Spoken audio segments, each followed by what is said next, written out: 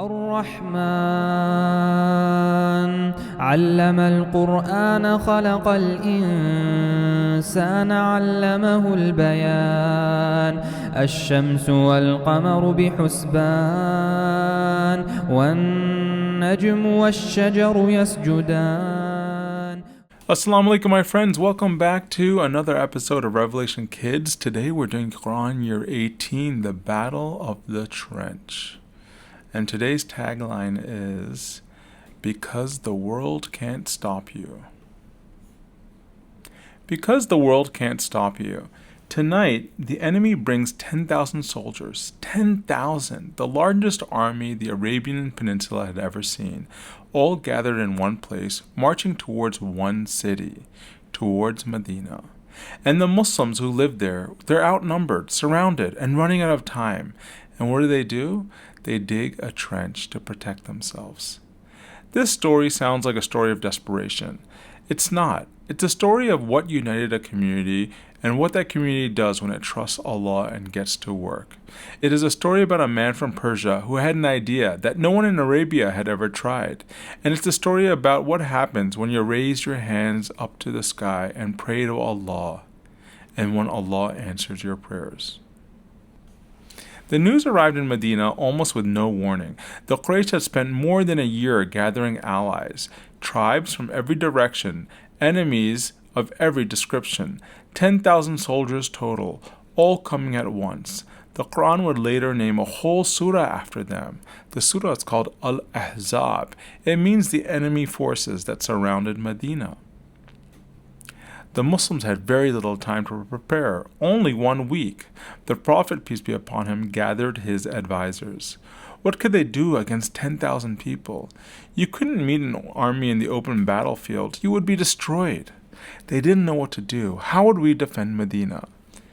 And then, an amazing companion from Persia named Salman al-Farisi spoke up. Salman was a Persian. He had traveled further and seen more of the world than almost anyone there. He had grown up in a great civilization and knew their tricks. He knew how to build and attack cities. And he had an idea that no Arab tribe had ever used before. See, this is ingenuity. Thinking about a solution out of the box to help your current problem. Salman could see what others couldn't see because of where he had come from, because of what he knew, and he suggested something that might save the city. Dig a trench, he said. A wide, deep trench along the most open and vulnerable parts of Medina, the northern parts where the horses could come through. But horses cannot cross a trench. And without their horses, 10,000 soldiers become far less terrifying. The Prophet, peace upon him, heard the idea and gave the order immediately. And then, while there was still time, he picked up a shovel and jumped into the trench himself. Imagine that. The Prophet of Allah, the messenger who's bringing revelation, the Qur'an, to the people, he himself rolled up his sleeves, got down in the dirt, and started digging the trench himself. He was not watching from a distance. He was not giving instructions from the shade. He was digging, hauling, moving earth. Working alongside the youngest and oldest companions, covered in dust, in the same trench with everyone else, the Prophet worked. He toiled. That is called solidarity, when a leader is in the ditch with his people, working side by side. Everyone worked. Men were assigned to their stretches to dig. Women prepared food. Children who were too young to fight helped carry earth. And as they dug, exhausted stakes, enormous enemies coming, the men sang. They chanted together across those lengths of the trench, calling out to the Prophet, and the Prophet, peace upon him, calling back. An entire city was moving together. That momentum, the force that builds when everyone works as a team, was already beginning to turn the tide. They sang while they worked. One day, the shovels hit a rock that nobody could move. Every man tried, but no one could budge it. And then the Prophet came forward, took a tool in his hand, and struck the rock 3 times. Each blow sent a flash of light across the horizon, one to the south, then the north, and then the east. Salman al-Farisi, the companion who came up with the idea of the trench, watched in astonishment. He asked what the flashes meant. The Prophet smiled and told him, "The flash to the south revealed the palaces of Yemen. Allah would grant them to the Muslims. The flash to the north showed the palaces of Syria, and the flash to the east showed the palaces of Persia." Let that land for a moment. They were standing in a ditch, with 1 week to prepare, 10,000 soldiers on the way, and the Prophet, peace upon him, was describing an empire. See, he wasn't afraid. He knew exactly where all of this work was heading. One evening, a companion named Jabir quietly pulled the Prophet aside and invited him to dinner. The Prophet said yes. And then, before Jabir could stop him, the Prophet extended that invitation to everyone around him. Jabir ran home to his wife in a panic. They had almost nothing. How were they supposed to feed an entire army? But when the Prophet arrived, he blessed the food and served everyone. And somehow, miraculously, in the way that only Allah can arrange, there was enough food for everyone. Every man ate, and they ate their full. The Allied forces arrived and found the trench. Abu Sufyan's cavalry, the weapon that they had counted on with the horses, came to a halt at the edge of the ditch, and they stared across it, baffled. This is not how Arabs fought. They had never seen anything like this. Their first few attacks were easily turned back by the Prophet's archers. The Quraysh had to regroup. They needed another way in.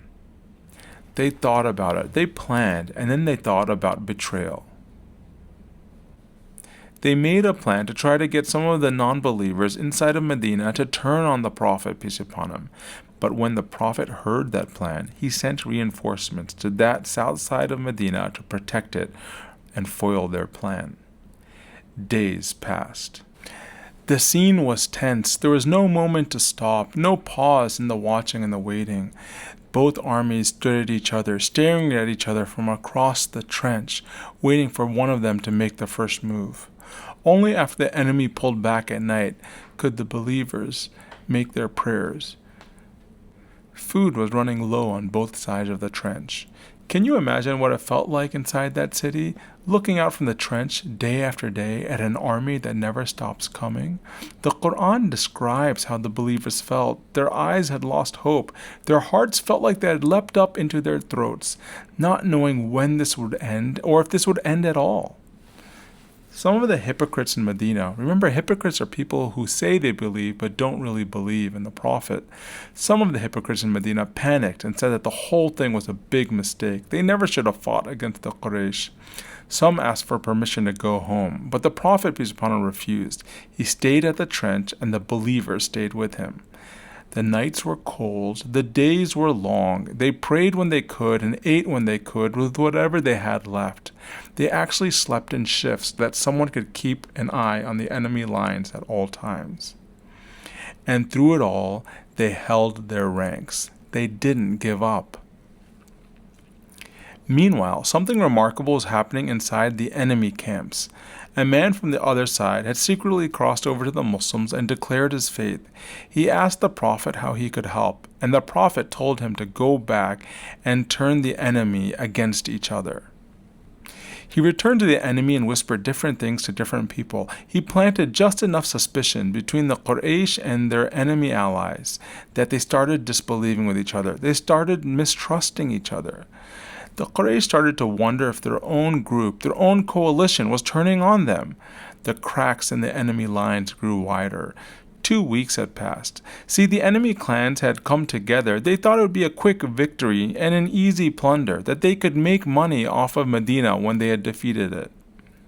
Instead, they were sitting in the cold, running out of food, achieving nothing. Their determination was simply fading away. And so the Prophet, peace upon him, raised his hands towards the sky. He turned to Allah and he prayed. The Qur'an records what happened next. Surah Ahzab says, "All you who believe, remember how the favor of Allah was upon you. When at the overwhelming group came down upon you, we let loose against them a fierce desert sandstorm and other forces you couldn't see. For God is watching everything you do." Did you hear that? Allah is saying that He sent a storm at night into the enemy camps. Violent, freezing wind that ripped through the enemy camp, tearing up tents and putting out every single fire. The darkness became complete. Men who had camped comfortably were suddenly scrambling in the cold and howling in the dark. Abu Sufyan looked around at his shivering, scattered forces and made the only decision left. He ordered the enemy to retreat. By morning, 10,000 soldiers had begun to pack up, and they were leaving. The Muslims stood at the edge of their trench and looked out at the empty plain. The largest army ever assembled had come against them, and now they were retreating home. Not because the Muslims were stronger, but because they had dug together, prayed together, and held together. The Muslims were united, and this was the critical ingredient. And when the Prophet raised his hands, Allah answered his call. The enemy confederacy was broken. The Quraysh trade was gone. Their prestige was in tatters, and the Prophet remained in Medina, the more trusted, more certain, more influential than ever before. That is sovereignty, not a crown or a throne, the freedom that comes from trusting Allah so completely that no army in the world can take it from you. This is Qur'an year 18, the year 10,000 soldiers came for Medina, the year Salman al-Farsi had the idea that saved a city, the year the Prophet, peace upon him, picked up a shovel and dug in the dirt alongside his people, and the rock that shattered a light that flashed towards Yemen, Syria, and Persia. This is the year Jaber's dinner fed an entire army, miraculously. This is the year that the trench held for 2 weeks, and then a storm came, and it blew away the world's largest coalition that came to attack the Prophet, peace upon him. Because the world can't stop you. Not when you work together it can't, not when you trust Allah with the parts you cannot control, not when you're willing to dig, to do the unglamorous, exhausting, muddy work that no one writes songs about, but that turns out to be exactly what saves everything. One of Allah's excellent names is Al-Mujib, the one who responds. Al-Mujib heard the Prophet's prayer in the dark, with 10,000 soldiers on the other side of a trench, and he answered it with wind, with storms. Allah always is listening, and Allah, Al-Mujib, is always responding.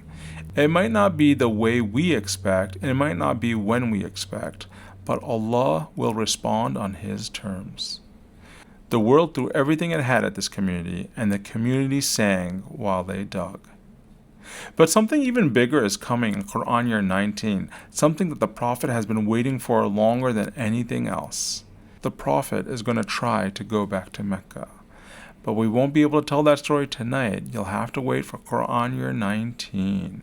I can't wait to see you guys in the next episode, inshallah. Let me know what's working for you in the comments so we can make this program better and better every year that we do it.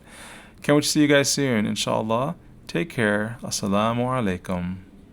إن الذين قالوا ربنا الله ثم استقاموا فلا خوف عليهم ولا هم يحزنون أولئك